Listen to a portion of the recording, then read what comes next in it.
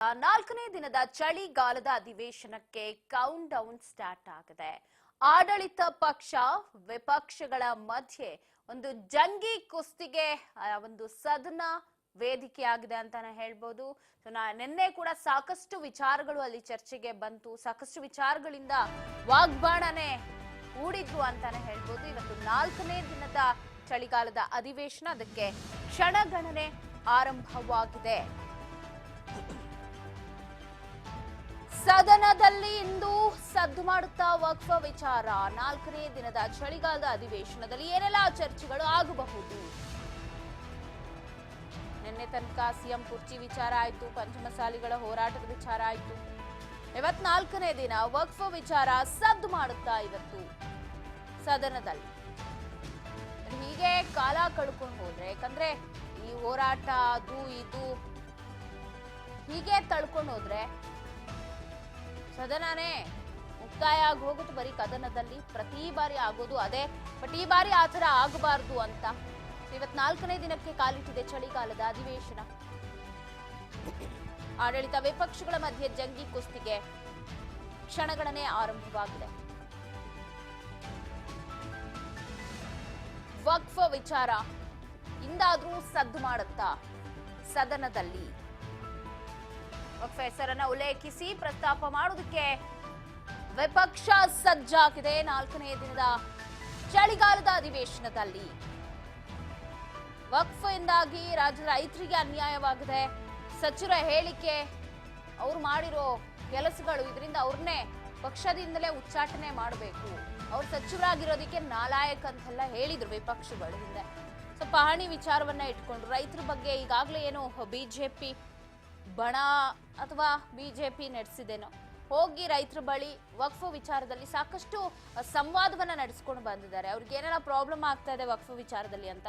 ಒಂದ್ ಕಡೆ ಯತ್ನಾಳ್ ಟೀಮ್, ಇನ್ನೊಂದು ಕಡೆ BY ವಿಜಯೇಂದ್ರ ಟೀಮ್, ಇಬ್ರು ಕೂಡ ಒಂದು ರಾಜ್ಯ ಯಾತ್ರೆ ಮಾಡಿರೋದ್ರಿಂದಾಗಿ ಈ ಆಸ್ತಿ ಪತ್ರಗಳು ಅಥವಾ ಪಹಣಿಯಲ್ಲಿರೋ ವಕ್ಫ್ ಹೆಸರು ಇದೆಲ್ಲದ್ರ ಬಗ್ಗೆ ಒಂದು ಕ್ಲಾರಿಟಿ ಸಿಕ್ಕಿದೆ. ಸೊ ಅದನ್ನ ಇಟ್ಕೊಂಡು ವಿಪಕ್ಷಗಳು ಇವತ್ತು ಮತ್ತಷ್ಟು ಚರ್ಚೆ ಮಾಡೋ ಸಾಧ್ಯತೆಗಳು ಇದೆಯಾ? ಇವತ್ತೇನಾದ್ರೂ ವಕ್ಫ್ ಉಲ್ಲೇಖ ಆಗತ್ತಾ?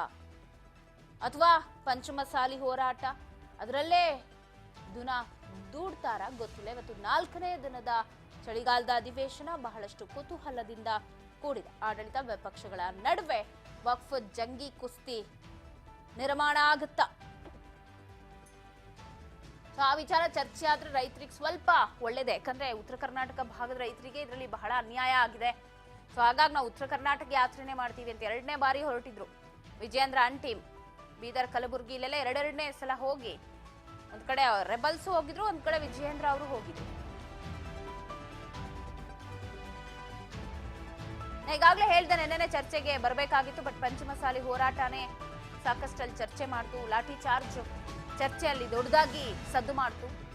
ಸೊ ಈ ಹಿನ್ನೆಲೆ ನೆನ್ನೆ ಆಗಲಿಲ್ಲ. ಇವತ್ತಾದ್ರೂ ವಕ್ಫ್ ವಿಚಾರ ಚರ್ಚೆ ಆಗತ್ತಾ, ಆಗಬಹುದಾ? ಕುತೂಹಲ ಇದೆ. ಬಹುತೇಕ ಸಮಯ ಹೋರಾಟದ ಲಾಠಿ ಚಾರ್ಜ್ ಬಗ್ಗೆನೇ ನೆನ್ನೆ ಚರ್ಚೆ ಮಾಡಲಾಗಿ ಮುಂದೂಡಿಕೆ ಕೂಡ ಆಗ್ತಾ ಹೋಯ್ತು. ಹಿನ್ನೆಲೆ ಇವತ್ತು ವಿಧಾನ ಸಭೆಯಲ್ಲಾದ್ರೂ ವಕ್ಫ್ ವಿಚಾರ ಚರ್ಚೆ ಆಗತ್ತಾ? 4ನೇ ದಿನಕ್ಕೆ ಬಂದಿದ್ದೀವಿ.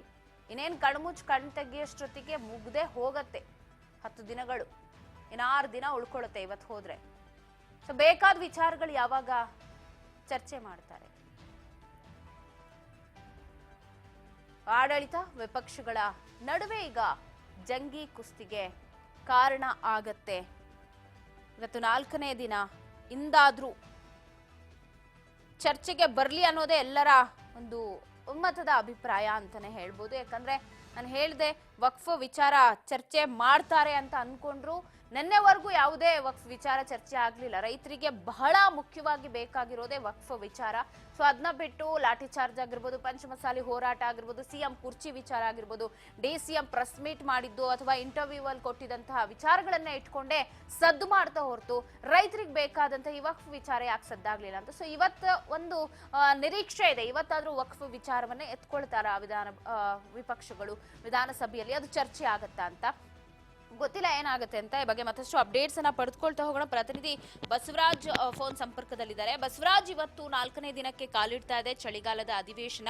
4 ದಿನನೂ ಆ ವಿಚಾರ ಈ ವಿಚಾರ ಅಂತ ತಗೊಂಡು ಕದನದಲ್ಲೇ ಮುಗಿಸಿದ್ದಾರೆ. ಸೊ ಇವತ್ತಾದ್ರೂ ವಕ್ಫ್ ವಿಚಾರ, ಇದು ರೈತರಿಗೆ ತುಂಬಾ ಅನ್ಯಾಯ ಆಗಿರೋ ವಿಚಾರ ಅಂತ ವಿಪಕ್ಷಗಳು ಹೋರಾಟಕ್ಕೂ ಕೂಡ ಮುಂದಾಗಿ ರಾಜ್ಯ ಯಾತ್ರೆನೂ ಮಾಡಿತ್ತು. ಬಟ್ ಆ ವಿಚಾರ ಎಲ್ಲೂ ಚರ್ಚೆ ಆಗ್ಲಿಲ್ಲ. ಇಂದಾದ್ರೂ ಚರ್ಚೆಯಾಗತ್ತಾ? ಏನಾಗ್ತಾ ಇದೆ, ಏನ್ ಸಿಗ್ತಿದೆ ಅಪ್ಡೇಟ್ಸ್?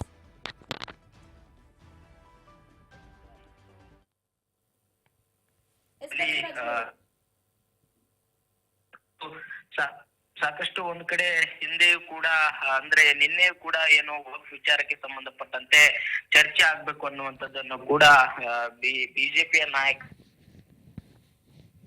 ಇದ್ರು. ಅದು ಯಾಕಂತಂದ್ರೆ ನಿನ್ನೆ ಪಂಚಮಸಾಲಿ ಹೋರಾಟದ ವಿಚಾರಕ್ಕೆ ಸಂಬಂಧಪಟ್ಟಂತೆ ಏನು ಲಾಠಿ ಚಾರ್ಜ್ ಏನಾಗಿತ್ತು, ಆ ಒಂದು ಲಾಠಿ ಚಾರ್ಜ್ ವಿಚಾರ ಸಾಕಷ್ಟು ಒಂದ್ ಕಡೆ ನಿನ್ನೆಯ ಇಡೀ ಸದನದಲ್ಲಿ ಕೂಡ ಆಯ್ತು, ಪೊಲೀಸರು ದೌರ್ಜನ್ಯ ಎಸಗಿದ್ದಾರೆ ಅನ್ನುವಂಥದ್ದನ್ನ ಬಿಜೆಪಿಯ ನಾಯಕರು ಸದನದ ಒಳಗೆ ಮತ್ತು ಸದನದ ಹೊರಗೆ ಪ್ರತಿಭಟನೆ ಮಾಡುವ ಮುಖಾಂತರ ಲಾಠಿ ಚಾರ್ಜ್ ಅನ್ನ ಸಾಕಷ್ಟು ವಿರೋಧನ ವ್ಯಕ್ತಪಡಿಸಿದ್ರು. ಇಡೀ ಸದನವು ಕೂಡ ಪಂಚಮಸಾಲಿ ಸಮುದಾಯ ಲಾಠಿ ಚಾರ್ಜ್ ವಿಚಾರವೇ ದೊಡ್ಡ ಮಟ್ಟದಲ್ಲಿ ಪ್ರಸ್ತಾಪ ಆಯ್ತು. ಆದ್ರೆ ಇವತ್ತು ಏನು ವಕ್ಫ್ ವಿಚಾರಕ್ಕೆ ಸಂಬಂಧಪಟ್ಟಂತೆ ಚರ್ಚೆ ಆಗುವಂತ ಎಲ್ಲ ಸಾಧ್ಯತೆ ಇರುವಂತದ್ದು. ಯಾಕಂದ್ರೆ ಅದು ಕೂಡ ಇವತ್ತು ಏನು ಪ್ರಸ್ತಾವನೆ ಕೂಡ ಇರ್ತಕ್ಕಂಥದ್ದು. ಬಿಜೆಪಿಯ ಆರ್ ಅಶೋಕರು ಕೂಡ ಅದನ್ನ ಚರ್ಚೆ ಕೊಡ್ಬೇಕು ಅನ್ನುವಂಥದ್ದನ್ನ ಕೂಡ ಅದನ್ನ ಪ್ರಸ್ತಾವನೆ ಸಲ್ಲಿಸಿರ್ತಕ್ಕಂಥದ್ದು. ಹಾಗಾಗಿ ಇವತ್ತು ಏನು ರೈತರ ಪಹಣಿಗಳಲ್ಲಿ ಸಾಕಷ್ಟು ಆಸ್ತಿಗಳಲ್ಲಿ ವಕ್ಫ್ ಅಂತಕ್ಕಂಥದ್ದು ಉಲ್ಲೇಖ ಏನಾಗಿದೆ, ಇದು ದೊಡ್ಡ ಮಟ್ಟದಲ್ಲಿ ಸಾಕಷ್ಟು ಆತಂಕಕ್ಕೆ ಎಡೆ ಮಾಡಿಕೊಟ್ಟಿದೆ. ಯಾಕಂತಂದ್ರೆ ಇರುವಂತಹ ಅಲ್ಪ ಸ್ವಲ್ಪ ಜಮೀನಿನಲ್ಲೇ ವಕ್ಫ್ ಅಂತಕ್ಕಂಥದ್ದು ಉಲ್ಲೇಖ ಆದ್ರೆ ಮುಂದಿನ ನಮ್ಮ ಒಂದು ಪರಿಸ್ಥಿತಿ ಏನು ಅನ್ನುವಂತ ಪ್ರಶ್ನೆ ಕೂಡ ಅವರಿಗೆ ಕಾಡ್ತಾ ಇದೆ. ಹಾಗಾಗಿ ಇದನ್ನ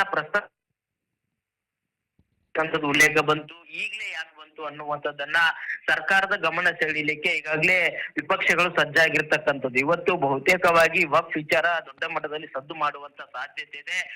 ವಿಪಕ್ಷಗಳು ಇದನ್ನ ಸದನದ ಪ್ರತಿಯಾಗಿ ಕೂಡ ಸರ್ಕಾರವು ಕೂಡ ಸಾಕಷ್ಟು ಒಂದ್ ಕಡೆ ಸಿದ್ಧತೆಯನ್ನು ಕೂಡ ನಡೆಸ್ಕೊಂಡಿದೆ. ವಕ್ಫ್ ವಿಚಾರಕ್ಕೆ ಸಂಬಂಧಪಟ್ಟಂತೆ ನೋಟಿಸ್ ಯಾವಾಗೆಲ್ಲ ಜಾರಿ ಆಯ್ತು, ಅದನ್ನ ನೋಟಿಫಿಕೇಶನ್ ಆಗಿರ್ತಕ್ಕಂಥದ್ದು ಯಾರ ಕಾಲದಲ್ಲಿ, ಅದನ್ನ ಯಾವ ರೀತಿಯಾಗಿ ಸರ್ಕಾರ ನಿಭಾಯಿಸಿದೆ, ಈ ವಕ್ಫ್ ಯಾವ ರೀತಿಯಾಗಿ ಅದನ್ನ ತಡೆಗಟ್ಟುವಂತ ನಿಟ್ಟಿನಲ್ಲಿ ಅಥವಾ ಅದನ್ನ ಒಂದು ಸ್ಟಾಪ್ ಮಾಡುವಂತ ನಿಟ್ಟಿನಲ್ಲಿ ಸಿಎಂ ಸಿದ್ದರಾಮಯ್ಯ ಯಾವ ರೀತಿ ಆದೇಶ ಕೊಟ್ಟರು, ಸರ್ಕಾರ ಏನ್ ಅದನ್ನ ಕ್ರಮ ಕೈಗೊಳ್ತು ಅನ್ನುವಂಥದ್ದನ್ನ ಎಳೆ ಎಳೆಯಾಗಿ ವಿಪಕ್ಷಗಳು ಕೇಳಿದಂತ ಸಂದರ್ಭದಲ್ಲಿ ಅದನ್ನ ಉತ್ತರ ಮಾಡಿರ್ತಕ್ಕಂಥ ಈಗಾಗಲೇ ಕಂದಾಯ ಸಚಿವರಾಗಿರ್ತಕ್ಕಂಥ ಕೃಷ್ಣ ಬೈರೇಗೌಡರು ಆಗಿರ್ಬೋದು, ಮತ್ತೆ ಸಚಿವರಾಗಿದ್ದ ಜಮೀರ್ ಅಹಮದ್ ಖಾನ್ ಅವರಾಗಿರ್ಬೋದು, ಇಬ್ಬರು ಏನು ಸಚಿವರಿಗೂ ಕೂಡ ಸಿಎಂ ಸಿದ್ದರಾಮಯ್ಯ ಕೂಡ ಒಂದಿಷ್ಟು ಸೂಚನೆ ಕೊಟ್ಟಿದ್ದಾರೆ. ಅಗತ್ಯ ಮಾಹಿತಿಗಳನ್ನು ಒಳಗೊಂಡು ಸದನದೊಳಗೆ ಕೂಡ ಈಗಾಗಲೇ ಸಾಕಷ್ಟು ಸಿದ್ಧತೆ ನಡೆಸ್ಕೊಂಡಿದ್ದಾರೆ. ಆದ್ರೆ ಪವಿತ್ರ ನಿನ್ನೆಯ ಈ ರೈತರ ವಿಚಾರಕ್ಕೆ ಸಂಬಂಧಪಟ್ಟ ಯಾವ ವಿಚಾರಗಳು ಕೂಡ ಸದನದಲ್ಲಿ ಚರ್ಚೆ ಆಗ್ತಾ ಇಲ್ಲ ಅನ್ನುವಂತ ಆರೋಪ ಕೂಡ ಕೇಳಿ ಬಂದಿದೆ.